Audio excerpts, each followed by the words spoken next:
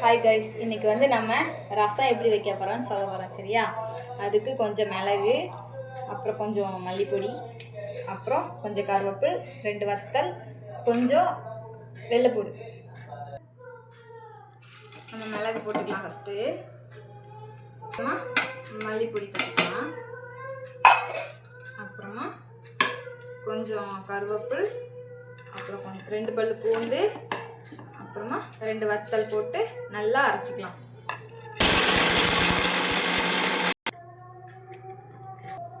நம்ம அரைச்சி வச்சுக்கலாம். அடுப்பை ஆன் பண்ணிக்கலாம். கொஞ்சமாக தேங்காய் எண்ணெய் விட்டுக்கலாம்.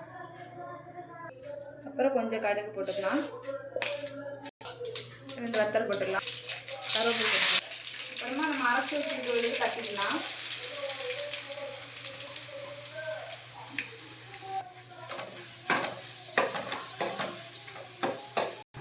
அப்புறமா கொஞ்சம் புளி ஊற வச்சுருக்கோம். அந்த புளியை நல்லா கரைச்சி அதில் ஊற்றிக்கலாம்.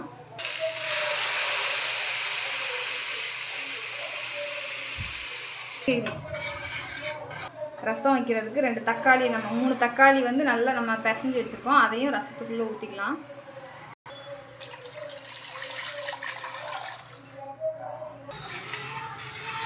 அப்புறம் நாங்கள் ரசம் வைக்கிறதுக்குன்னே எங்கள் வீட்டில் பண்ண ஸ்பெஷல் பொடி.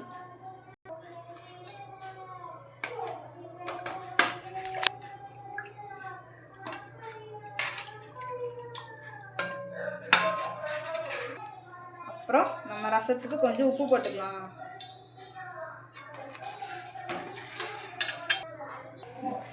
இந்த ரசத்துக்கு மெயினே இந்த மல்லித்தலை தான். இந்த மல்லித்தலையை அப்படியே மேட்டால் தூவி விட்டுக்கலாம். அப்புறம் அவ்வளோதான், வீடே கம்ம கம்மன்னு வாசம் வர்ற ரசம் ரெடி.